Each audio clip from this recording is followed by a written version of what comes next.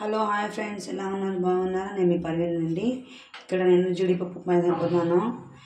కరివేపాకు, అల్లము, పచ్చిమిర్చి, పచ్చెనగపప్పు, మినపప్పు, కొంచెం మిరియాలు, ఇక్కడ 1/2 kg ఉప్మా రవ్వ తీసుకున్నాను. కడాయి పెట్టుకున్నానండి. నేను దీంట్లో 1 స్పూను జీలకర్ర వేసి జీలకర్ర 1 స్పూన్ వేసుకున్నాం కదండి.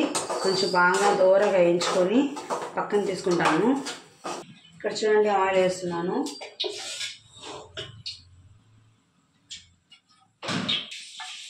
ఇప్పుడు ఆవాలు వేసేస్తున్నానండి. వేసేస్తున్నాను. వేయించుకోవాలి.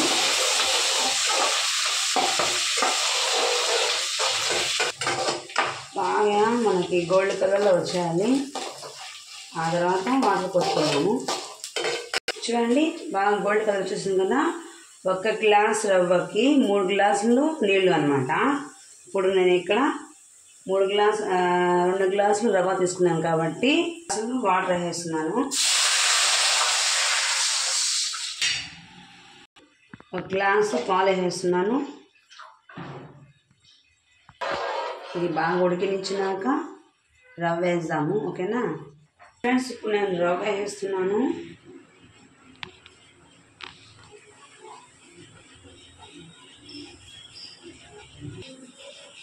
ఉప్పు ఇప్పుడే వేయకూడదండి, కొంచెం మనము చిక్కపడినాక ఉప్పు వేసుకోవాలి. ఇప్పుడు దింపేస్తాము అనంగా.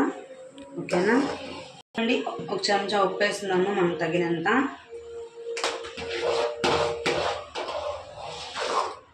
కొత్తిమీర వేస్తున్నాను. చూడండి, ఇలా నెయ్యి వేస్తున్నాను.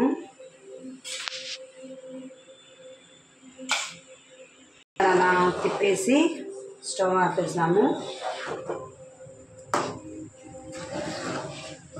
చూడండి ఫ్రెండ్స్, జీడిపప్పు నెయ్యి ఉప్మా చేశాను నేను పాలేసి.